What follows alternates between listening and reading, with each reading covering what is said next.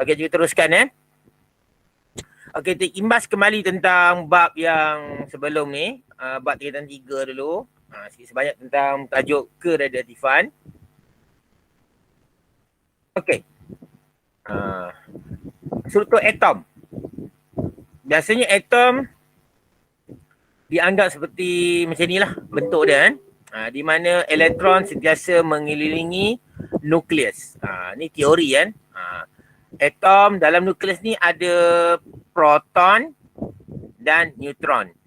Kita anggap nukleus ni macam bumi kita lah Bumi kita yang mengelilingi ni adalah macam satelit ataupun bulan mengelilingi elektron ni macam bulan ataupun satelit yang mengelilingi atau mengorbit nukleus, mengorbit bumi lah kita anggap macam tu senang Okey, dia ada dua isotop. Apa tu isotop? Dia kata sini isotop ialah nombor proton yang sama tetapi nombor nukleon ataupun nombor neutron yang berbeza. Nombor nukleon number Okey, kita ada ni A dipanggil nukleon number. Nukleon number maksudnya jumlah keseluruhan dalam nukleus kamu ni. Nombor proton adalah proton sahaja dalam ni. Okey kita tengok sini. Kamu pun dah tahu lah, cikgu dah ulang kaji Okey. Biasanya dalam bentuk nukleid, ini panggil A, ini panggil Z. Okey, sekarang cikgu nak tanya kamu. Untuk deuterium. Deuterium hidrogen 2 kita panggil deuterium. Hidrogen 3 kita panggil tritium. Okey, sekarang cikgu nak tanya kamu. Apakah nilai untuk ni? Yang pertama ni. Siapa cuba jawab? 2. Nuclear number untuk deuterium. Ya? 2. Berapa? 2. Ya, 2 2. Jadi atas ni maksudnya nombor nukleon nombor nukleon. Okey, Z berapa? Z berapa Z? 1. Apa dengar kan? Ya, apa dengar betul. 1 Okey, untuk tritium. Tritium pula, kita tengok sini. Dia ada 3, 1. Sini nombornya adalah? 3. Berapa? 3. 3. Bawah ni? 3. 1. Bawah ni? 1. 1. Jadi tunjuk Sini 3, sini 1, sini 1. Okey Okey, proton ada 1. 2 2, 1. Ni nombor nukleon, ini nombor proton. Nombor neutron ataupun neutron number, simbol dia N. Okey. Kita nak dapatkan dia, kita kena guna kaedah dia, tolak lah ni. 2 tolak 1 lah. Jadi berapa sini? Cikgu tunjuk tak kena ni. Berapa ni? Berapa sini? 1 sini? 1. Sini berapa? 2. 2. Okey, sini 1, sini 2. Boleh ni nilai dia. Jadi kita tengok sini lah kalau tengok, kalau struktur nukleus yang sebenarnya macam ni lah. 1 proton, 1 neutron. Ada 2 kan? 2 lah. Nombor nukleon 2. Maksudnya keseluruhan ni ada 2. Maksudnya nombor nukleon. 1 proton, 1 neutron. Untuk kes ini pula kita tengok kita ada 1 proton dan 2 neutron. Boleh faham Boleh faham tak ni? Yang sebelah ni 2 neutron. Sebab apa? Ni 2. Ni struktur nukleus dia. Okey, cikgu nak tanya kamu. Deuterium dengan tritium, yang mana kamu rasa yang lebih stabil? Mana yang lebih stabil kamu rasa? Deuterium ke tritium? Siapa nak cuba jawab? Tritium. Kamu kata tritium lebih stabil kan? Okey, kita ibarat macam ni lah Kalau ada rumah tangga, katakan orang kahwin lah ada suami, ada isteri. Okey lah ada orang. Ni ada suami 1, ada isteri 2. Kamu rasa mana satu yang lebih stabil? Deuterium ke tritium? Deuterium lebih stabil kan? Jadi deuterium maksudnya bilangan proton sama dengan bilangan neutron. Bila sama, sepasang, cantik, jadi dia lebih stabil lah. Kalau tritium ni bilangan stabil isotop isotop. Yang ni bilangan neutron melebihi proton. Jadi kita panggil dia unstable isotop atau nama lain kita panggil radioisotop ataupun isotop yang tidak stabil. Boleh faham kan? Apa maksud isotop tidak stabil? Kenapa jadi isotop tak stabil? Sebab bilangan neutron melebihi atau terlebih atau melebihi proton. Kalau bilangan neutron sama dengan proton, isotop tu dianggap stabil. Boleh faham ke? Clear tak? Boleh kan? Boleh. Boleh kan? Okey, cikgu teruskan lagi kan. Kita punya slide yang berikutnya. Okey, reputan radioaktif. Reputan kan? Okey, reputan radioaktif. Maksudnya bila tak stabil dia akan pecah. Nukleus tu akan pecah kan. Bila nukleus pecah kita panggil proses panggil sebagai reputan radioaktif. Okey, kita tengok yang pertama. Rebutan radioaktif iaitu nukleus yang tidak stabil. Jadi isotop yang tidak stabil kan. Okey. Menjadi nukleus yang stabil. Stabil dengan memancarkan sinaran radioaktif. Jadi bila nukleus sudah tak stabil, dia akan pecah untuk menjadi nukleus yang lebih stabil. Masa proses penukaran tidak stabil ke stabil, dia akan menghasilkan sinaran radioaktif. Okey, ada sinaran radioaktif seperti zarah, alfa, beta dan gamma. Okey kan? Jadi ini tidak proses ini adalah proses yang berlaku secara fizikal kan? Fizikal maksudnya tidak dipengaruhi oleh suhu, tekanan dan faktor lain. Ada adalah proses yang berlaku secara bentuk atom kan? Atom, nukleus yang pecah. Okey kan? Jadi ada 3 jenis sinaran zarah alfa. Ni kena hafal, ni wajib hafal kan? 4, 2 helium. Ni kena ingat. Okey, ni pula kita panggil apa? Ni kamu kena ingat. Ini panggil sebagai elektron ataupun beta. Fast moving electron. Serabut sikit kan. Ini panggil zarah beta ataupun kita panggil elektron yang bergerak dengan laju yang tinggi. Ni elektron. Ni 4, 2 helium adalah alfa. Sinar gamma adalah sinaran elektromagnet. Jadi dia punya simbol adalah gamma. Dia termasuk dalam spektrum elektromagnet. Spektrum elektromagnet di mana gamma mempunyai frekuensi yang paling tinggi.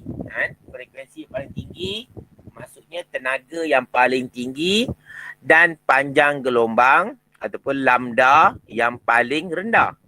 Ini dipanggil 3 sinaran. Jadi kita panggil zarah, alfa, beta dipanggil zarah, gamma kita panggil sinar. Tu ingat Okey. Okey, ni cikgu dah terang tadi kat kamu. Apa tu A dengan Z? A adalah nombor nukleon. Okey, Z ialah nombor proton. Bila A tolak Z, kita akan dapat nombor neutron. Ni pun kamu kena ingat. E elektron. Kosong E negatif 1. Ni. Ingat Kalau proton, P11. Untuk proton. Okay. Charge positif lah proton. N neutron. Neutron, neutral. Tak ada charge. N10. Ni kena hafal. Saya rasa lebih baik kamu ingat 2 ni. Ini kamu kena ingat. Yang bawah ni kena ingat. Ni boleh ingat. Ni kena ingat juga tapi tak berapa penting. Yang penting 2 ni. Elektron dengan neutron. Tu cara nak ingat Boleh kan? Okey, ada soalan? Tak ada ya? Tak ada. Ada sikit je jawab ya. Tak apa. Kita teruskan. Okey, tu dia kata. Apa itu radioisotop? Ialah isotop dengan nukleus yang tidak stabil yang boleh memancarkan sinaran radioaktif. Ni panggil radioisotop. Soalan tanya radioisotop tu jawapannya. Okey, kita imbas kembali sedikit tentang reputan. Masih juga belajar tentang sifat-sifat iaitu radioactive emission. Alpha, cikgu dah terang tadi. Beta, cikgu pun dah terang. Gamma, dia tak ada sebab dia bukan zarah, dia adalah sinar. Jadi kita pakai simbol dia alpha. Tu ada gamma. Gamma Okey, charge alpha positif, beta negatif, tak ada charge. Okey, jisim yang paling kecil beta. Kan?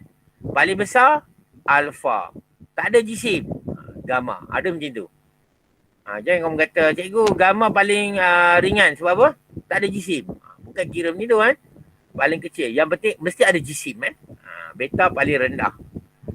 Jadi cikgu terang tadi, ini partikel zarah ini sebagai gelombang elektromagnet. Okey, dari segi kuasa pengayonan. Walaupun alfa ni dia bercas positif tapi dia mempunyai kuasa pengayonan yang paling tinggi. Kuasa pengayonan yang paling tinggi apa? Alfa ni bercas positif. Jadi dia ada kecenderungan untuk mengalirkan elektrik. Konduksi elektrik. Sebab apa? Dia akan menarik elektron. Elektron supaya boleh mengalir. Ni. Jadi dia boleh mengkonduksikan elektrik.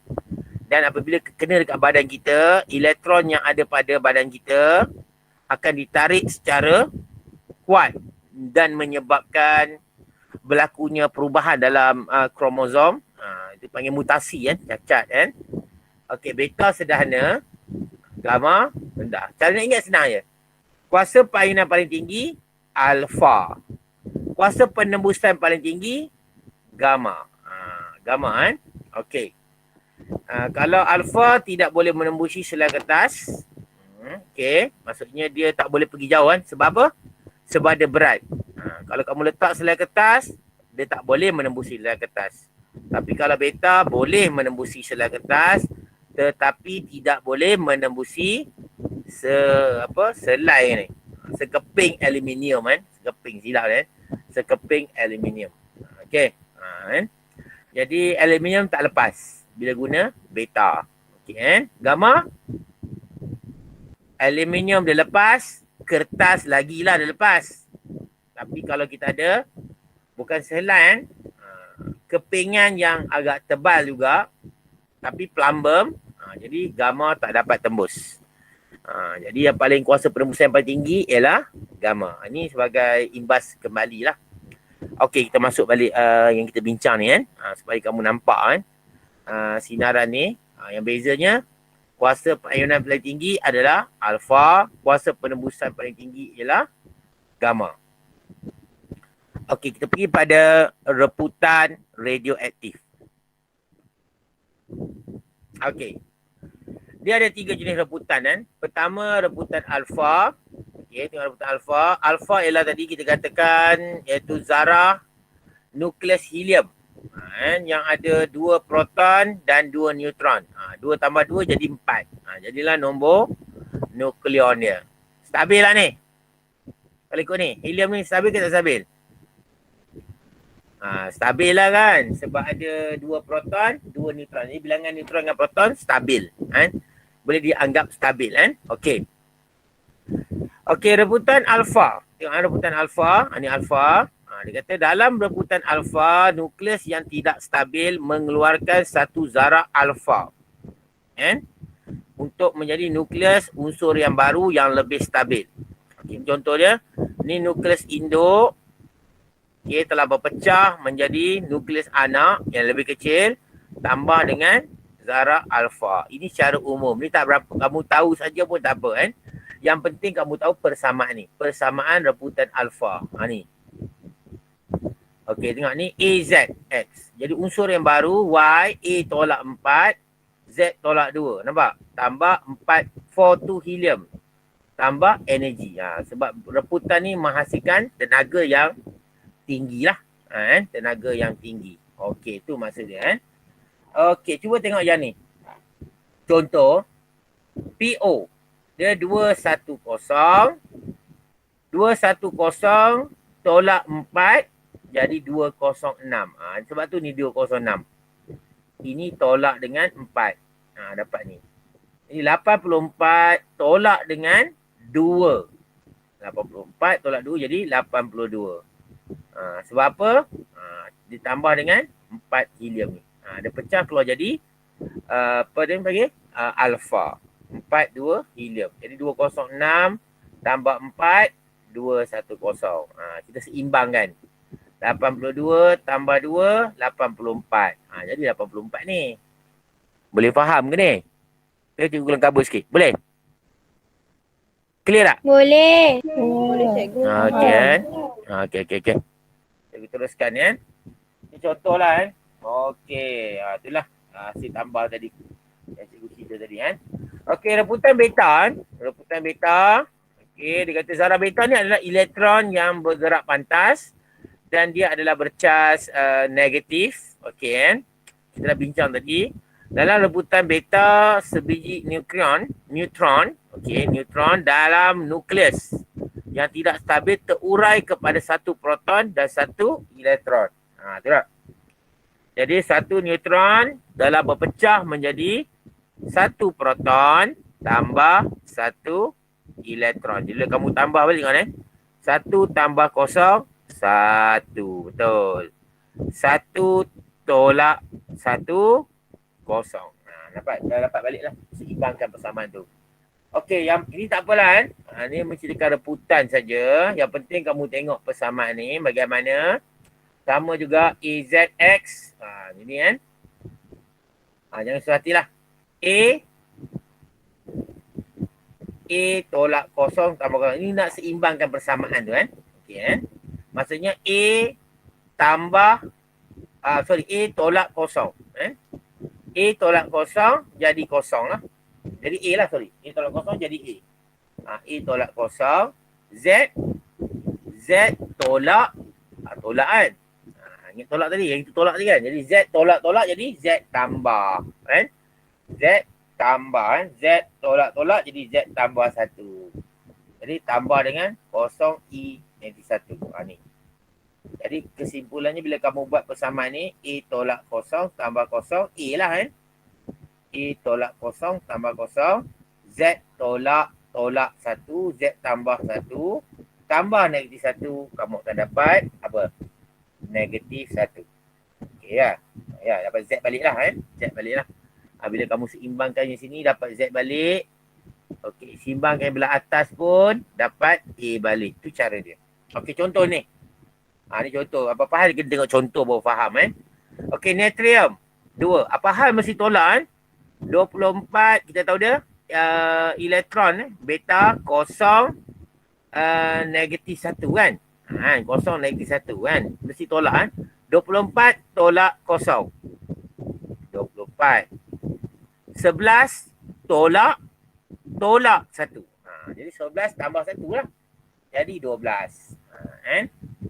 Kita hasilkan dia. Mesti tolak tolak kosong, tolak negatif 1. Jadi begini. Tolak jadi tambah lah. Jadi tambah dengan kosong negatif 1 I. Ini contoh dia. Okey, boleh kan? Ini untuk beta. Mudah kot boleh kan? Cuba laju sikit kan? Itu cerita beta kalau kamu tengok betul. Okey. Kita yang tadi. Teruskan. Okey, ni cikgu terang sikit lah. Proton yang terhasil untuk kes ini. Proton yang terhasil adalah kekal dalam nukleus manakala elektron yang terpancar keluar dengan tenaga kinetik yang tinggi sebagai zarah. Jadi kenapa dia kata keluar dengan tenaga kinetik tinggi? Sebab elektron yang bergerak dengan hal laju yang tinggi. Bila hal laju tinggi, tenaga kinetik akan tinggi. Itu contoh dia kan. Okey, cikgu teruskan kan. Okey, untuk reputan seterusnya, reputan gamma. Okey, dalam reputan gamma ni, Okey, dalam reputan gamma, dia kata sinaran gamma ialah sinaran elektromagnet yang berfrekuensi tinggi. Frekuensi tinggi maksudnya tenaga tinggi dan panjang gelombang yang rendah. Lambda yang rendah. Dan elektromagnet adalah gelombang dan tidak mempunyai jisim dan bersifat neutral. Nanti bila kita dalam fizik kuantum, kita akan tengoklah macam mana sifat-sifat gelombang elektromagnet kan. Kita akan tengok nanti. Okey, reputan nukleus. Reputan gamma satu nukleus radioaktif yang tidak stabil, masih lagi nukleus yang tidak stabil, membebaskan tenaga lebihannya untuk menjadi lebih stabil. Nukleus yang tidak stabil masih lagi menghasilkan nukleus yang sama tetapi tenaga yang kurang. Sebab apa? Ditambah dengan penghasilan tenaga yang terhasil. Okey, faham? Jadi nukleus ni tidak stabil sebab apa? Sebab dia mempunyai tenaga yang tinggi. Jadi untuk dia jadi stabil, dia perlukan tenaga yang kurang tenaga yang rendah, dan tenaga yang keluar itu ialah sinar gamma. Boleh kan? Tenaga tinggi, frekuensi tinggi. Okey. Sebab persamaan gamma, sebab dia tak ada jisim, jadi tidak mempengaruhi unsur tu. Tengok, ni unsur X. Next apa jadi? Unsur X juga. Tak ada masalah kan? Sebab apa? Sebab gamma tu sendiri tak ada jisim. Jadi X masih jadi X tapi tambah dengan gamma. Okey. Ini belah kiri X, ini belah kanan X. Cikgu nak tanya kamu, yang manakah yang mempunyai tenaga yang tinggi? Yang belah kiri ke yang belah kanan? Faham ke soalan tu? Yang manakah yang mempunyai tenaga yang tinggi? X yang di sebelah kiri ni ke atau X yang di sebelah kanan ni? Belah kiri. Ya, bagus. Jadi tenaga dia tinggi. Bila dia masih tidak stabil, jadi dia akan bebaskan tenaga dia dan juga sinaran gamma. Stabil kan? Jadi cuba tengok kan, jadi kobat, masing-masing kobat di samping itu dia membebaskan sinar gamma. Tiada perubahan dalam nukleid kan? Okey. Reputan uranium 236 memancarkan alfa dan gamma. Contohnya uranium 234 dia akan menjadi TH, thorium gold kan. Jadi sebab dia hasilkan alfa tolak 4 lah. 234 tolak 4 jadi 230. 92 tolak 2 jadi 92. Inilah alfa tu yang kita cakap tu. Sebab gamma tak ada jisim, kita tulis saja tambah gamma. Atau kamu boleh tulis persamaan ringkas dia macam ni. 234 92. Okey. Alfa, gamma, macam ni. Tulis macam ni pun boleh. Yang dibebaskan ialah satu alfa dan satu gamma. Okey. Okey, ni persamaan ringkas daripada cikgu bagi. Cikgu dah tunjuk tadi kat kamu. Sebagai rumusan saja. Okey, tengok balik. Ni kan. Ini alfa, ini beta, ini gamma. Ini tak apalah. Cikgu rasa dah tunjuk tadi. Cikgu lajukan sikit. Okey, ni contoh kan. Contoh bagaimana kita nak buat persamaan ni kan. Siri reputan radioaktif. Ni sedikit tu. Kita buat graf kan. Kita buat graf. Graf dah siap. Graf nukleon A. Nombor nukleon A, paksi Y. Paksi X adalah proton Z. Jadi kita tengok yang pertama. Uranium 23892. Kita letak mana? 23892. Dekat sini lah. 92 238. Boleh kan? Boleh faham? Okey. Selepas tu apa jadi? Dia telah membebaskan alfa menjadi 23490. 23490. Ni U tadi, U38. Ini yang kedua. TH kan. 23490. Tu dah. Okay, kan? Jadi kita ada kat sini. 23490. Okey, yang ketiga PA. Dia hasilkan PA 23491. 23491 di sini. Okey. Membebaskan beta. Okay, kan? Beta kita dapat penambahan dalam nombor nombor proton tu lah kan, nampak kan? Dia tambah nombor proton dalam bawah tu kan. Okey, seterusnya 234 U kan, U balik uranium 234 92. Jadi balik. Okey, kenapa kita tulis U dekat sini? Siapa boleh jawab? Kenapa sini kita tulis U balik? Sebab apa? Kalau belajar kimia lah saja tanyalah kan. Kenapa sini nama dia U balik? Siapa boleh jawab? Sebab nombor proton dia. Ya, bagus. Sebab nombor proton dia sama kan. Nombor proton ni menandakan elemen tu, unsur tu kan. Unsur apa kan. Kalau 92 uranium. Itu cara dia kan. Okey. Jadi kita kena buat dalam bentuk macam ni kan. Garisan macam ni. Okey, garis alfa terbebas satu. Okey, ni beta. Ada ni pun beta. Itu cara nak buat dia lah. Kalau soalan keluar berkaitan dengan graf kan, reputan kan. Okey, kita pergi pada, okey, ada soalan tak ni? Ada soalan? Faham Tak kot? ada. Ya? Tak ada cikgu. Okey, tak ada tak apa kan. Sebab cikgu rasa bab ni tak susah sangat kan. Mudah faham kan. Okey. Kita pergi pada yang seterusnya, itu separuh hayat ataupun bagaimana dia mereput. Masa dia mereput tu kan. Okey. Okey, cikgu ada satu gambar, kamu tengok dulu kan. Ni separuh hayat. Ialah dia kata masa yang diambil untuk separuh. Jadi separuh kan. Jadi separuh bilangan asal nukleus radioaktif bagi satu sampel mereput. Jadi dia dah mereput separuh. Masa dia berapa? Tu maksud dia kan. Okey. Selepas separuh hayat, selepas masa itu, bilangan nukleus yang belum mereput akan menjadi separuh daripada nilai asalnya. Yang belum mereput menjadi separuh. Maksudnya belum mereput maksudnya masih aktif. Belum mereput maksudnya masih aktif kan. Okey, kalau sudah mereput dia kurang aktif. Okey, kita ada formula kan, nanti kita akan bincang formula ni, formula reputan. Ini asal. Okey, yang bilang asal dia. Sebab jadi separuh, kita buat N bahagi 2. Yang asal bagi 2. Lepas lagi separuh hayat, dia jadi separuh lagi. Jadi N O bagi 4. Kena bagi 4, bahagi lagi 2. Lepas tu, selepas lagi separuh hayat, bahagi lagi 2, dapat NO 4.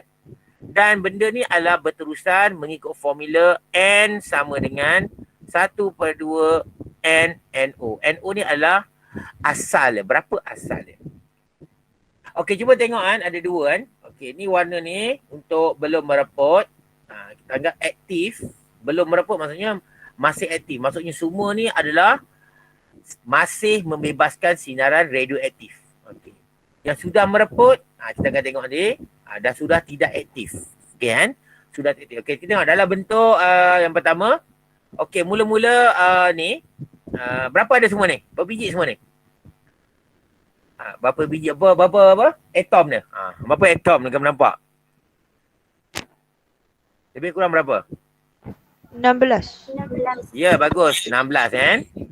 Maksudnya 16 ni dia belum mereput dan masih aktif.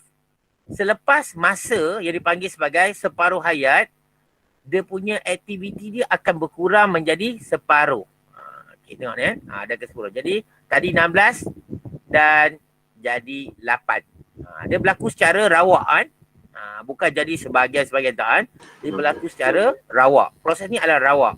Tadi ni 16. Sekarang kamu tengok yang belum mereput tinggal lagi 8. Betul tak?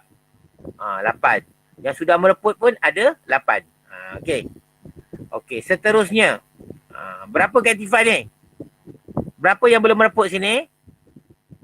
8. 8. Bagus.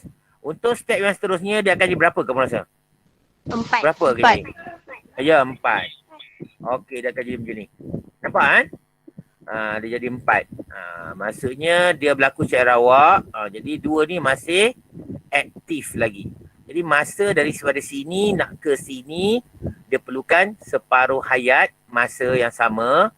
Okey, daripada yang kedua punya ni nak ke yang ketiga ni pun perlukan masa yang sama. Sebab tu kita panggil sebagai separuh hayat.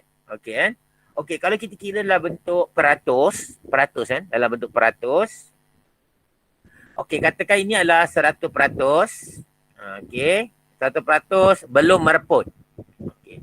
Selepas itu dia akan jadi, selepas separuh hayat dia akan jadi 50% belum mereput. Okay. Selepas lagi separuh hayat dia akan jadi berapa peratus? 25%. Belum mereput. Ya, 25%. Ini kaedah-kaedah kita nak kira kan. Sama ada kamu boleh guna formula ataupun guna kaedah cara congak macam ni kan. Okey. Lagi satu adalah bentuk pecahan. Kadang-kadang tanya bentuk pecahan. Pecahan iaitu kita anggap kesemua ni kita anggap sebagai 1. Okey. Ataupun kita kata 16/16. Okey kan? Okey, selepas separuh hayat dia akan jadi separuh. Jadi 1/2. Atau kita kata 8/16. 8/16. Okey. Okey, lepas separuh hayat lagi 8/16 jadi apa? Jadi berapa ni? 1/4. Ya, 1/4. Itu cara kira dalam bentuk pecahan. Okey kan? Pecahan. Okey, kalau nak kira dalam bentuk dose of radiation ataupun kekuatan radiasi yang dibebaskan, biasanya kekuatan radiasi ni diukur dengan satu alat namanya GM tube. Tube gigamolar kan. Untuk mengukur dia kan, kekuatan dia kan. Tube gigamolar. Jadi dose of radiation contohnya kita bagi yang pertama. Jangan hafal pula ni kan. 160 count per minute ataupun bilangan per minit. Okey, cikgu nak bagi tahu, tak perlu nak tukar kan. Count per minute, count per second tak perlu tukar kan. Kita guna saja count per minute ni. Agaknya selepas perayat berapa jadi dia? Berapa jadi ni? Dia akan jadi berapa tu? 80. 80. Dan seterusnya lepas perayat dia jadi 40. Okey, cikgu saja nak tanya kamu lah kan. Okey, untuk kes yang ini, yang sudah mereput, yang belum mereput adalah 25%. Betul kan? Betul? Berapa yang sudah mereput? Berapa yang sudah mereput? 75%. 75%. Jaga kan bila soalan tanya dia kata kirakan peratus yang sudah mereput, belum mereput, kamu kena faham. Kalau belum mereput tu maksudnya sedang aktif. Kalau sudah mereput dia sudah tidak aktif. Tu maksud dia kan. Okey, boleh ikut kan slide ni? Cikgu buka slide yang berikutnya. Boleh cikgu. Okey, cikgu teruskan. Siri laputan. Ada formula ni tadi. Kita nak guna macam mana nak guna formula ni? Okey, ni formula tadi. Dekat N sama dengan T per T setengah. Apa ni? Kita tengok macam mana nak guna dia. Ada dua formula kan. Pertama, N tu adalah bilangan separuh hayat. Berapa kali berlakunya separuh hayat. Okey. Ataupun terhad kepada nilai positif saja. Tak boleh dapat nilai negatif. Okey, cikgu nak tanya. Daripada sini sampai ke sini, berapa kali dah berlaku separuh hayat? Cikgu ulang balik kan. Daripada awal ni, nampak tengok betul? Sampai ke sini. Nampak cikgu tanda ni? Berapa kali berlaku separuh hayat? 2 kali. 2. Betul, 2. Jadi maksudnya dalam kes ni N tu sama dengan 2 lah. Boleh faham? Tu maksudnya bilangan separuh hayat. Boleh faham kan? N tu adalah bilangan separuh hayat. Okey, tengok yang berikutnya. T. T adalah jumlah masa. Berapa masa dia? Katakan separuh hayatnya dalam ni 2 jam. Katakan 2 jam kan? Ini mesti 2 jam. Ini pun 2 jam. Ini 2 jam. Ini 2 jam lah. Ni tak apalah kan? Okey, cikgu nak tanya kamu. Kalau daripada sini sampai ke sini, berapa jam semua? 4 jam. Ya, 4 jam. Itu panggil jumlah masa kan? Jadi T ni panggil jumlah masa dan T 1/2 ni adalah separuh hayatnya adalah 2 jam. Itu cara nak kira, nak guna formula ni. Okey, jadi T setengah adalah separuh hayat. Ni simbol untuk half life ataupun separuh hayat. Okey, ni formula dia boleh guna sini formula. Ni formula, satu formula. Ataupun kita boleh guna formula ni. Kadang-kadang dia bagi N, kadang-kadang bagi A. Tak kisahlah kan. Ini A, AO. Kalau A, AO. N ni asal. Ini pun asal, sama je. Simbol je berbeza kan. Okey, A tu merujuk pada dia punya bilangan nukleus yang belum mereput. Yang belum mereput kan. Yang mereput maksudnya yang aktif kan. Yang masih aktif. AO maksudnya bilangan nukleus yang asal lah. Kan? Ini silap ni kan. Bilangan nukleus radioaktif yang belum yang asal. Tersilap, kita silap tulis ni kan. Yang asal. Kan? Original, asal kan. Yang asal. Kamu betulkan lah sikit kan. Okey. N, sama dengan tadi. Bilangan separuh hayat. Okey, tengok tu kan. Boleh faham tak ni formula ni? Ni tersilap sikit kan? AO ni. AO ni Boleh, tersilap sikit. Okey. Pergi pada formula ni. Okey. Okey, kita tengok kan. Keadaan asal panggil NO. NO. Tengok kan. NO. Ni sama juga cikgu cerita tadi. Lebih kurang macam cikgu cakap tadi kan. Selepas separuh hayat jadi setengah NO. Boleh faham kan? Maksudnya setengah NO. Ni jadi separuh. Tapi sebenarnya proses ni tak berlaku macam ni kan. Prosesnya macam berlaku macam cikgu tunjuk tadi. Dia berlaku secara rawak. Boleh faham kan? Berlaku secara rawak kan. Dia tak macam ni. Tak directnya ni. Mungkin ada kat sini, ada kat sini, ada kat sini. Dia macam tu. Okay kan? Okay, T setengah. Jadi lagi 1/4. Teruskan 1/8, 1/16, 1/32. Sehingga kita dapati ni. Tengok ni. 8. Ni apa? Ni 16 kan? 8, 4, 2. Nampak tak? Maksudnya dia sudah tidak aktif. Ni sudah tak aktif lah. Sebab yang belum mereput hanyalah 2. Next stage, tinggal 1 je. Lepas separuh hayat lagi kan? Okey. Cuba kita tengok sini kan. Tadi bilangan yang reput. Kan? Yang belum mereput. Yang sudah mereput. Ataupun yang telah mereput. Kita guna ni. NO ni tak ada. Sebab semua aktif. Ini 1/2 NO. 3/4. Nampak kan? 7/8. 15/16. 31/32. Rasanya kamu faham kan kenapa macam ni kan? Sebab apa? Bila kamu tambahkan ini dengan ni, kamu akan dapat 1. Bila kamu tambah ni dengan ni, kamu akan dapat 1. Tambah ni dengan ni dapat 1 kan. Nisbah dia kan. Ni dalam bentuk pecahan. Boleh faham kan? Tapi kamu perlu ingat kan. Proses ni tidak berlaku secara macam ni kan. Dia lebih dalam bentuk lebih rawak. Ada soalan? Tak ada cikgu. Okey, teruskan kan. Ya. Apa tu soalan? Yang formula cikgu tu 1/2n kuasa 1/2 kuasa n. Ni yang sebelum tadi ke? Yang tadi. Sebelum ni? Yang Cikgu reverse balik lah. Okey ni Yang AO tu adalah sebenarnya NO ke? Ya sama cikgu cakap tadi dah. Kadang-kadang dia guna simbol A, kadang-kadang guna N. Jadi sama je kan. Tak bagi kamu keliru lah kan. Okey, terima kasih. Okey, cikgu teruskan lagi kan. Okey, cikgu lajulah dah terang tadi kan. Okey, kita pergi pada ada setengah bahan radioaktif kan. Contohnya uranium telah mereput menjadi plutonium 206 kan. 238 jadi apabila satu nukleus radioaktif tidak stabil, contohnya uranium mereput menjadi nukleus baru yang terbentuk juga mungkin tidak stabil lagi. Dia perlukan reput. Banyak kali reput kan. Jadi nukleus baru akan mengalami sirebutan yang berterusan sehingga nukleus yang lebih stabil terbentuk. Jadi apakah tujuan nukleus ni mereput? Sebenarnya untuk menghasilkan nukleus yang lebih stabil. Kan? Jadi kamu tengok sini, uranium. Dalam buku teks ada kan? Uranium, deuterium, banyak kan? Dia akan bertukar-tukar sehingga dia mencapai kestabilan. Itu plumbum yang stabil. Asalnya uranium tukar jadi TH. TH pun tak stabil. Tukar sampai akhirnya dia dapat PB, plumbum yang lebih stabil. Itu contohlah. Okey, maksudnya bila zaman dulu kamu jumpa objek ni banyak uranium. 100%, 100% uranium. Bila kamu jumpa dalam satu masa yang tertentu, kamu dapati dia banyak plumbum. Maksudnya dia sudah stabil. Itu maksud dia. Cikgu rasa tak ada apa kau ni kan. Cerita tadi juga kan. Okey, ni lengkuk separuh hayat. Ni lengkuk separuh hayat kita kena study juga kan. Lengkuk separuh hayat. Jadi separuh hayat dia nilai ni dah cikgu ukur aktiviti dia dalam bentuk peratus.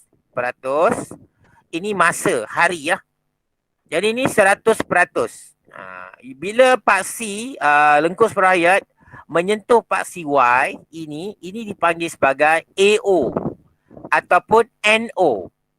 AO ataupun NO ataupun yang asal. Tindak balas yang asal kan. Okey. 100% jadi berapa separuh? Separuhnya berapa? 100 jadi 50. 50. Dekat sini. Jadi kita buat ni 50. kita baca. Maksudnya 100 nak jadi 50, dia perlukan masa selama 2 apa? 2 hari. Nampak? Jadi 2 hari maksudnya separuh hayatnya adalah 2 hari. Lepas tu 50 jadi berapa pula? 50 jadi 20? Ya, 25 kan? Tapi tak apalah, cikgu tak tunjuk dah ni kan. Adakah macam tu? 25 dia turun lagi kan? Okey. Ada juga lengkuk separuh hayat kita guna dalam bentuk pecahan. Cikgu laju sikit lah. 1 jadi setengah. Ni 20 jam pula kan. Ni bahan lain kan. Bahan lain separuh hayatnya kan. Setengah jadi 1/4. Jadi separuh hayat dia tetap kan. Yang pertama 20 jam. Yang kedua pun 20 jam. Tak sama kan. Yang pertama 20 jam, yang lain jadi lain. Jadi 20 jam, 20 jam. Jumlah jadi 40 jam. Dia mesti macam tu kan. Okey, ni bentuk graf yang kita tengok kan. Jadi graf dia senang kan. Dekat pasir white ada persilangan. Yang ni dia semakin kecil. Dia seolah-olah macam tak bersilang kan. Sebab nilai dia terlalu kecil kan. Okey, cikgu teruskan. Okey. Kalau kita nak bandingkan graf dua sampel. Kalau sampel yang berlainan, dia mempunyai kadar reputan yang berlainan. Okey, kita tengok ada 2 graf. Okey, ada graf ni. Graf pertama. Yang atas ni kan. Yang ni kan, yang ni. Ni graf yang pertama. Yang ni graf yang kedua. Okey, dari segi kecerunan. Kamu rasa mana graf yang tinggi? Graf yang pertama ni ke? Ni pertama kan, cikgu tak label kan, silap kan. Ataupun graf yang kedua ni. Mana yang lebih curam? Kamu tengok. Graf mana yang lebih curam? Yang kedua. Okey, bagus. Yang bawah tu kan. Jadi yang kedua yang curam. Jadi kata semakin singkat masa separuh hayat satu sampel. Separuh hayat. Jadi bila dia curam, jadi separuh hayat dia adalah lebih singkat. Nampak ni? Ni T setengah. Untuk graf ni, separuh hayat dia ni. Kan? Jadi semakin singkat separuh hayat, semakin tinggi kadar reputan. Maksudnya kalau kamu jumpa bahan yang punyai separuh hayat yang rendah, maksudnya dia cepat mereput. Kan? Boleh? Itu kesimpulannya. Bila mempunyai separuh hayat yang rendah, kadar reputan dia pun tinggi. Jadi kita kata dia cepat mereput. Ada soalan? Ada tak? Tak ada kan? Jadi dua-dua graf ni samalah. Dia kata bilangan aktiviti berkurang terhadap masa. Bilangan aktiviti berkurang terhadap masa kan? Okey, kita pergi satu soalan. Tengok soalan ni kan. Jadi satu sampel bahan radioaktif yang disimpan di dalam makmal mempunyai keaktifan 480. Jadi kita tahu dah ni. AO. Kamu buat NO pun boleh kan? Tak ada masalah. AO sama dengan 480 S negatif 1. Jika separuh hayat apa simbolnya? T. Keaktifan tadi. Separuh hayat 6 minit. T setengah 6 minit. Berapakah keaktifan selepas 30 minit? Jadi 30 minit ni simbol dia apa? Yang cikgu buat tadi. T kecil. Ingat kan? Keaktifan T kecil. Jadi soalan tanya, berapakah keaktifannya? Tanya, okey, tengok sini. Ada berapa kaedah kan? 30 minit. T sama dengan 30 minit. T kecil. Okey, kita guna formula yang pertama. Formula apa ni? Ingat cikgu bagi tadi kan? Ingat tak ingat ni? N sama dengan T bahagi T setengah.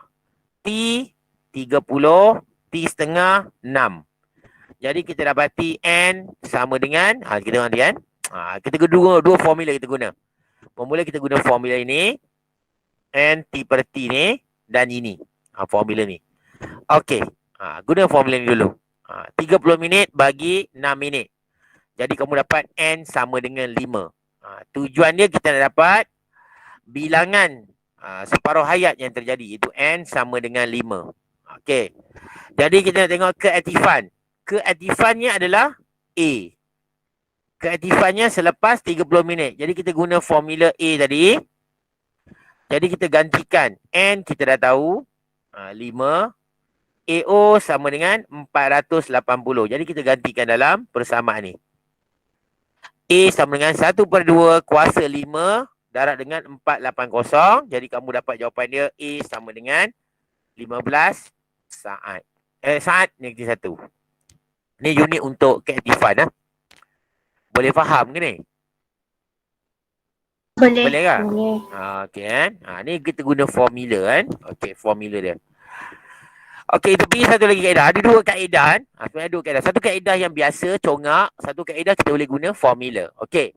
Cuba tengok soalan ni. Suatu bahan radioaktif disimpan di dalam makmal mempunyai separuh hayat 10 hari. Jadi separuh hayat dia 10 hari. Separuh 10 hari. Jadi hitungkan bilangan hari yang diambil untuk keaktifan bahan menjadi 25%. Jadi kita anggap yang pertama mesti 100%. Initial dia 100%. Kan? Ya ke? Tengok baca dulu. Silap. Cuba silakan. Kan? Itu kan bilangan hari yang diambil apabila tinggal 25% pada keaktifan asalnya. Ni tersilap sikit ni. Tengok betul kan. Okey, T sama dengan berapa? Kita cari masa dia. Masa dia daripada 100 jadi 25. Jadi 100. Jadi kita boleh guna formula ni. Kan? Jadi A. Kita gantikan dalam formula. Itu dah. Ni tadi silap juga tadi kan. Dia tengok ni. Ini A kan. Ini AO. Boleh faham kan? Tersilap sikit ni. Jadi ni adalah A apa? A 25. AO 100%. Kita anggap dia telah mereput sebanyak berapa kali. Kalau kamu nak tengok guna sendiri pun boleh. 100 jadi 50. 50 jadi apa? Jadi 25 pun boleh. Kaedah lain pun boleh kan. Kamu boleh guna kaedah matematik macam ni lah. Okey, 1/4 kan. Sebab 25/100 jadi 1/4. Peratus kita potong. Jadi macam ni. Dan 1/2 dah sama kan.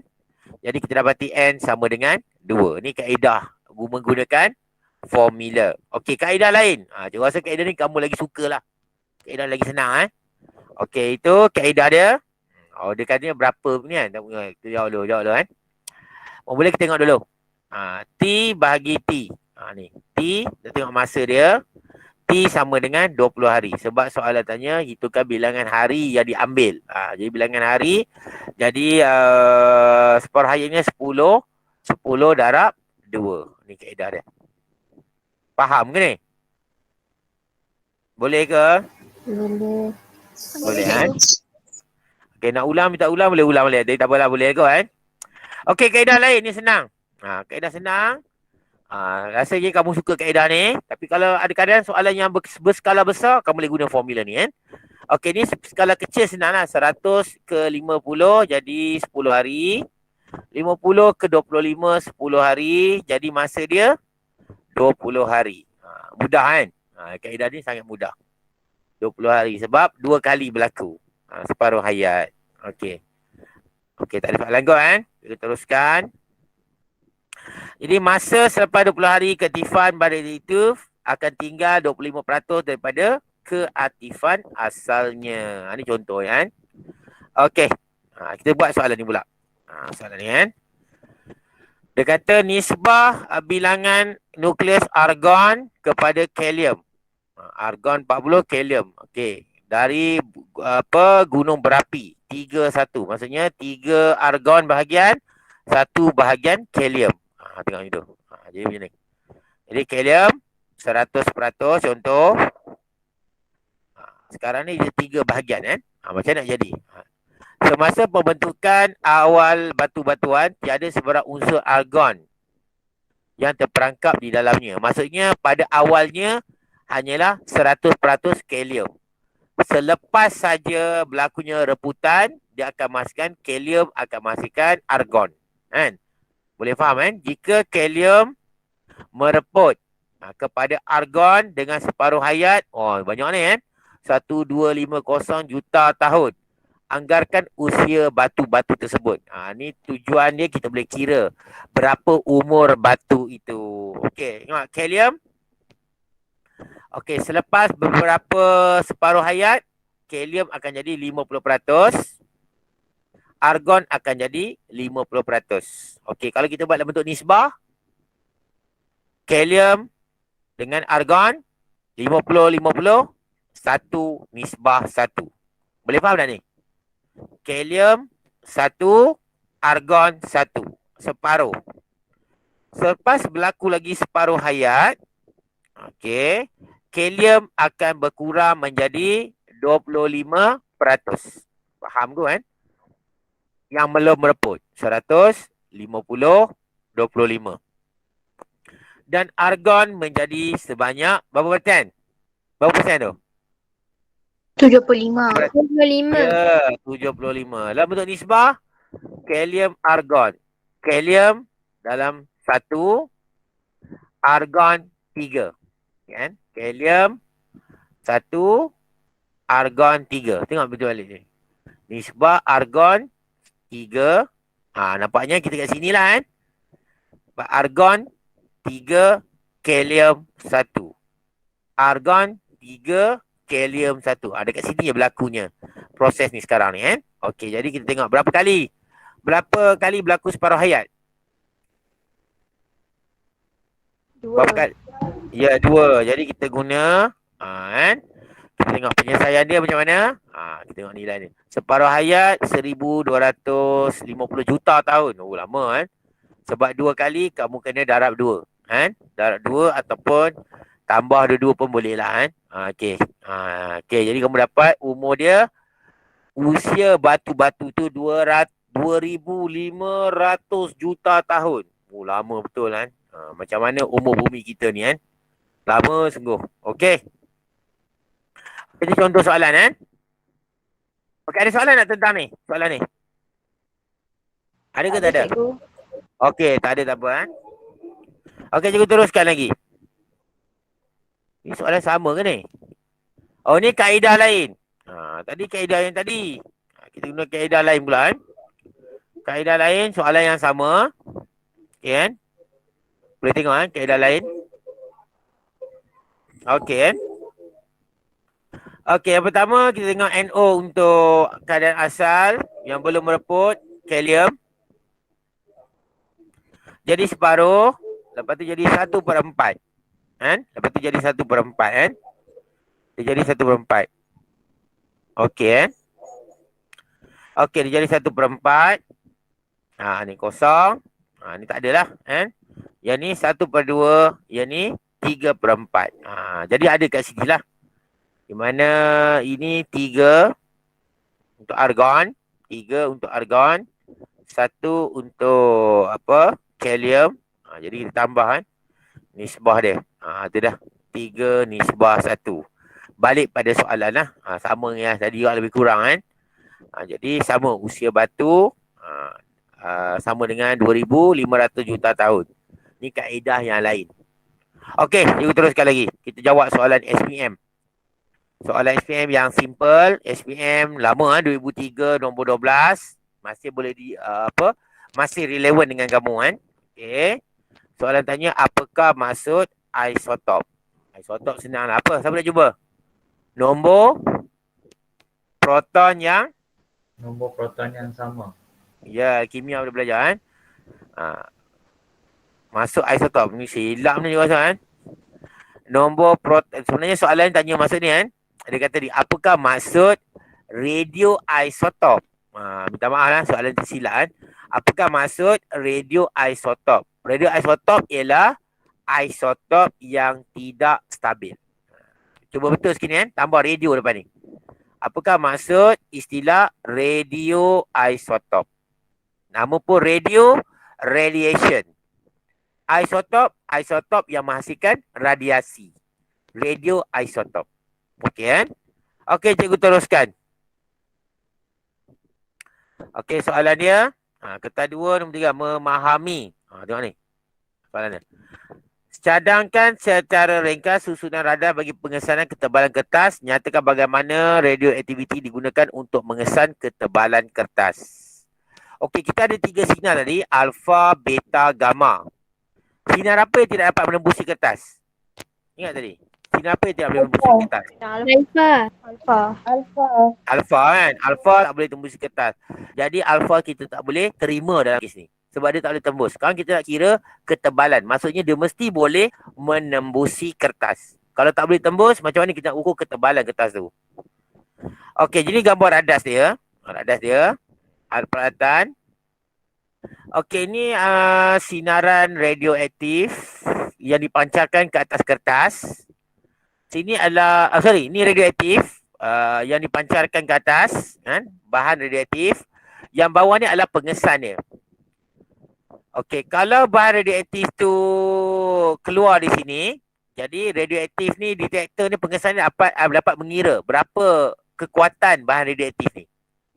Bila keluarnya bahan radioaktif di sini, jadi radioaktif detektor ni dapat mengesan berapa kekuatan. Okey kan? Kalau ada kertas blok lalu, kamu rasa radioaktif detektor ni dapat mengesan ke bacaan tu? Dapat mengesan tak dapat mengesan? Cikgu ulang balik kan. Jika ada bahan radioaktif kat bawah ni sedang mengeluarkan sinaran radioaktif alfa, beta, gamma. Kita ambil beta lah senang. Beta. Sebab beta? Sebab beta boleh menembusi kertas. Jadi bila kita letak kertas halang sinaran ni, adakah bacaan yang kita boleh baca pada radioaktif detektor? Ada tak bacaan kita dapat? Dapat Dapat. Okey. Kalau kita guna kertas yang lebih tebal, adakah bacaan kita dapat tu lebih tinggi atau lebih rendah? Lebih rendah. Siapa yang jawab? Lebih rendah. Okey, bila kertas tu lebih tebal, jadi bacaannya lebih rendah. Contohnya kalau kamu ada cahaya suluh ke muka kamu halangkan dengan satu helai kertas. Kamu boleh nampak kertas tu lagi, boleh nampak cahaya tu lagi kan? Kalau selai kertas, kalau cahaya tu kuat kan? Tapi kalau kamu guna buku tebal, kamu dah tak nampak cahaya tu. Maksud sama konsep ni kan. Jadi radioaktif ni kalau kita guna kertas yang tebal, bacaan ni semakin rendah. Sebab apa? Banyak sinaran itu telah dihadang. Boleh faham kan? Okey, jadi kita sini, tengok sini, kita terangkan gambar rajah ni. Dia kata bahan radioaktif diletakkan di bawah kertas. Maksudnya kamu tengok gambar ni, kamu terang. Dapat markah 3 markah je, tak banyak kan. Jadi bahan radioaktif diletakkan di bawah kertas. Tu dia. Kat bawah. Yang atas tu kita letak pengesan kan. Pengesan sinar radioaktif panggil GM tube ataupun tube GM. Diletakkan di atas kertas. Ni tube GM letakkan di atas kertas. Tube GM. Boleh kan? Jadi bacaan tinggi menunjukkan kertas yang nipis. Kalau kamu dapat bacaan tu tinggi, kertas tu nipis. Kan? Maksudnya sinaran banyak dapat tembus sebab dia nipis. Kalau bacaan tebal menunjukkan kertas itu, bacaan tebal pula. Bacaan rendah menunjukkan kertas itu tebal. Okey, itu antara cara nak jawab soalan ni kan. Okey, ada soalan tanya. Faham tak yang dia punya konsep tu kan? Jadi apa benda ni? Yang bulat-bulat ni? Bulat ni adalah roller. Kalau kertas tu tebal, kan? Roller ni akan tekan lebih supaya kertas tu jadi lebih nipis. Dia akan rapat. Rapat sikit supaya kertas yang keluar ni lebih nipis. Tu panggil roller dia kan. Okey, ada soalan? Ada ke tak ada? Okey, ada apa? Teruskan. Okey, kita buat nanti. Okey, soalan seterusnya. Ni senang je ni. Lakarkan graf aktiviti melawan masa menunjukkan bagaimana bahan radioaktif mereput. Gunakan graf anda dan menerangkan bagaimana separuh hayat ditentukan. Dalam soalan macam ni, cikgu cadangkan kamu lukis saja graf tu. Lukis je bentuk graf tu. Yang graf macam berkadar songsang kan. Tapi ada pintasan pada paksi Y kan. Okey. Okey, graf tu macam ni. Kamu lukis ni kan. Okey. Lepas tu kamu cakap graf ni menunjukkan aktiviti berkurang terhadap masa. Ataupun apabila masa bertambah, aktiviti semakin berkurang. Ni cara lukis kan. Okey, dia kata selepas separuh hayat, bilangan nukleus yang belum mereput akan menjadi separuh daripada nilai asal. Ni cikgu dah terang tadi.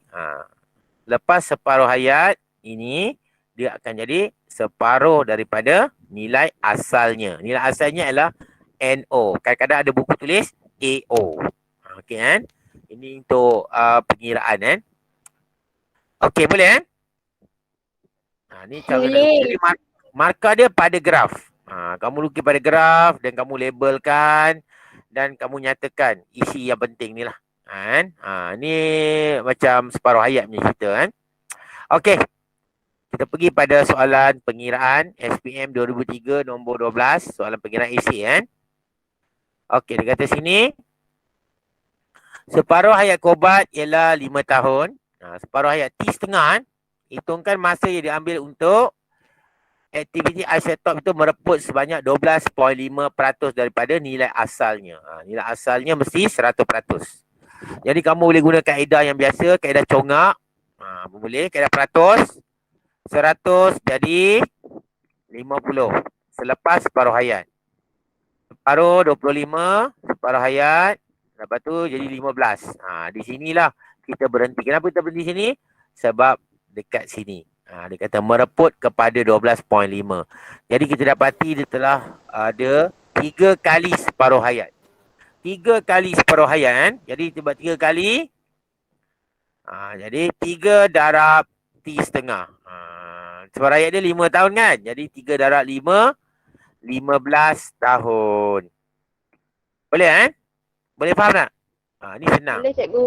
Ataupun kamu nak guna kaedah formula tu pun boleh. Kadang-kadang kaedah ni lagi mudah kan. Okey. Okey, soalan seterusnya SPM 2006 nombor 12. Okey, tengok mengingati.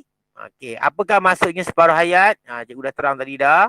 Masa diambil untuk radioaktif mereput menjadi separuh daripada aktiviti asal dia. Ataupun kita panggil jisim asalnya. Dia dah terang tadi kan. Okey, soalan seterusnya. Memahami. Okey, memahami. Soalan ni kan. Oh, agak banyak sikit soalan ni kan. Tak apa. Kita baca kan. Dia kata, seorang doktor melakukan pemeriksaan ginjal terhadap seorang pesakit menyuntik iodin 131. Okey. Yang mempunyai setengah hayat 8 hari. Iodin. Dia masuk iodin. Separuh hayat dia 8 hari. Ginjal yang normal akan menyingkirkan radioaktif tersebut dalam masa 20 hari. 20 hari pula, 20 minit. Jadi kita tengok sini, kalau ginjal yang okey, dia akan menyingkirkan. Maksudnya dia akan menyebabkan graf tu akan berkurang. Ni naik, lepas tu turun. Ini naik, tak turun. Tu beza dia kan. Kehadiran radioisotop dalam ginjal kiri dan ginjal kanan pesakit itu ditunjukkan dalam graf di bawah. Ini ginjal kiri, ini ginjal kanan. Okey, cikgu nak tanya kamu, yang mana ginjal yang okey? Kiri ke kanan? Ginjal kiri. Ya, ginjal kiri. Sebab dia boleh menyingkirkan. Tadi kata kan, menyingkirkan tadi. Tu, kehadiran tu kan. Okey. Okey, soalan dia kata yang manakah berdasarkan rajah ginjal manakah yang tidak berfungsi dengan normal. Kita tahulah. Jadi sudah tentu ginjal kanan. Kan? Okey kan? Okey, 20 hari tak apa. Dia dapat menyingkirkan, ini tidak dapat menyingkirkan. Kan? Jadi buah pinggang di kanan ataupun ginjal di belah ataupun buah pinggang di belah kanan tidak berfungsi. Kenapa? Kerana terdapat bahan radioaktif dalam buah pinggang. Bacaan masih lagi tinggi dekat sini. Sepatutnya kamu dapat dalam keadaan macam ni. Lepas naik, lepas tu turun. Kan? Jadi kita dapat mengesan keadaan buah pinggang seseorang tu. Okey kan? Ni cara dia. Okey kan? Okey, kita pergi pada tak apa, cikgu lagi satu soalan. Sempat kan? Apalah kalau ada siapa dah tak apa, boleh keluar dululah kan. Ni cuba cikgu ada rakaman kan. Okey, kita soalan berikutnya soalan pengiraan SPM 2006 nombor 12, sikit pengiraan. Okey, soalan tadi juga.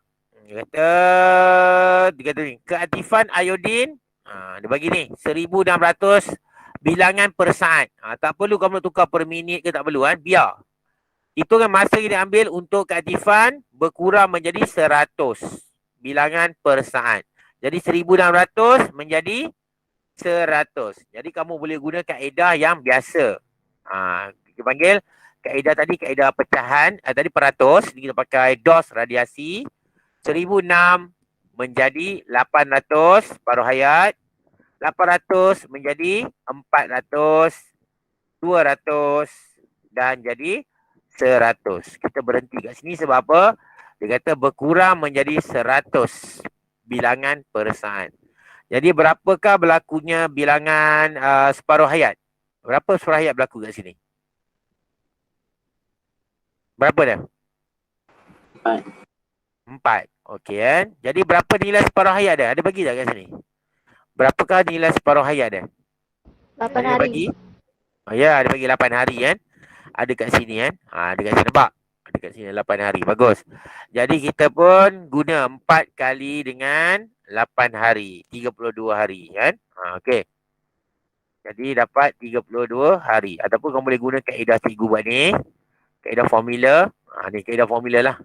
T setengah 8 hari. AO 1600 asal T masa yang diambil. AO yang seterusnya. A yang biasanya adalah 100. Yang seterusnya kan. A tu. Jadi kita gantikan dalam formula ni. Di mana A adalah 100. 1/2 N 1600. Agak complicated sikit lah. Yang mana yang lemah matematik ni dia tak suka kaedah ni. Mungkin dia suka kaedah yang bawah ni kan. Kamu kalau rasa boleh buat mana terpulang. Dia tak ada minta kaedah apa nak buat kan. Jadi kita buat sini. Kaedah dia. 1/2. Kosong ni potong 2. 16 bawa bawah. Jadi 1/16. 1/16 sama apa? 1/2 kuasa 4. Jadi kita dapati N sama dengan 4. Ini kaedah nak dapatkan nilai N. Ini pun kaedah nak dapatkan nilai N. Ini kaedah ya ni. Ini kaedah nak dapat nilai N. Ini pun kaedah nak dapatkan nilai N. Lepas tu kita kirakan. Guna formula seterusnya. N sama dengan T per T setengah. N sama dengan 4. Sebab apa? Kita gantikanlah. N tu sama 4 tadi. T setengah 8 T. Jadi T sama dengan 32 hari. Ni pun kaedah yang perlu ada. Boleh faham ke ni? Boleh. Boleh tak? Kan?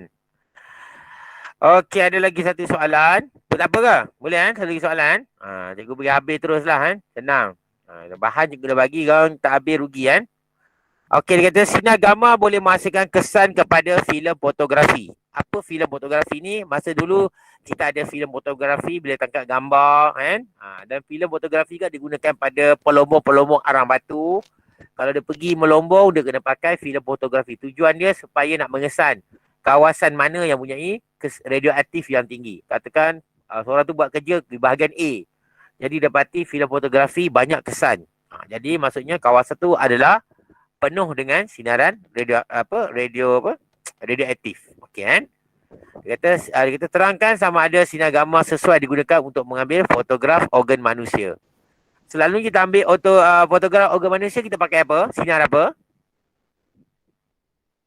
Sinar apa tu? Fotograf organ manusia kita pakai sinar. Kalau tangan kamu, kalau tangan kamu patah, kamu kena buat apa? Tangan patah. X-ray. Ya, X-ray kan? Sinar X-ray. Sinar X-ray dengan gamma habislah kamu kan. Kan? Dia punya kuasa penembusan dia tinggi kan. Silap kamu kena kanser pula sekarang. Kan? Jadi tidaklah jawapannya. Tak boleh sinar gamma. Sebab sinar gamma mempunyai frekuensi yang tinggi. Kan? Ataupun kuasa penembusan yang tinggi dan boleh memusnahkan. Ni tak mau ni. Tisu sel dalam badan. Walaupun sinar X ada juga memusnahkan sel, tapi hanya satu sel. Dia kata satu sel, dua sel macam tu saja. Kalau sinar gamma ni, dia boleh memusnahkan banyak tisu sel dalam badan. Dan boleh menyebabkan berlakunya mutasi lah. Okey kan? Ni contoh soalan ni kan? Okey. Okey, kita pergi pada soalan yang seterusnya. SPM 2006 nombor 12. Memahami. Okey, soalan ni. Okey, soalan dia macam ni. Dia kata isotop beryllium memancar dua sinar. Isotop itu diletakkan di hadapan medan magnet dan lintasan sinar radioaktif tunjukkan pada raja kan. Medan magnet. Tapi dalam gambar ni medan elektrik lah kan. Letakkan di hadapan medan elektrik ni kan. Silap ni kan. Medan elektrik. Bahasa Inggeris electric field. medan elektrik. Kenapa medan elektrik? Sebab ada terminal positif dengan terminal negatif. Kita dah belajar kan. Kalau medan magnet kita ada kutub utara dengan selatan. Ni ada positif negatif dan kita dapati satu sinar dia bergerak lurus. Tidak memberi kesan kepada terminal negatif dengan positif. Satu lagi dia lebih cenderung kepada terminal positif. Okey, soalan tanya. Namakan kedua-dua sinar yang dipancarkan. Apa sinaran ni? Okey, cikgu tanya ni sinar apa ni yang lurus ni? Sinar apa yang lurus ni? Gamma. Gamma, bagus. Sinar ni? Beta. Sinar beta. Beta. Sebab beta bercas negatif. Jadi tertarik dengan terminal positif. Jadi kita kata beta dan gamma. Terangkan. Terangkan kita terang macam tadi lah. Beta keplat positif kerana bercas negatif. Gamma tidak terpesong kerana neutral. Itu cara jawab dia. Okey, boleh Boleh faham? Boleh cikgu. Okey, kalau boleh faham setakat itu saja. Nanti minggu yang berikutnya kita akan sambung radioaktif yang modul B kan. Modul B. Okey, sekian saja dari cikgu. Terima kasih. Assalamualaikum.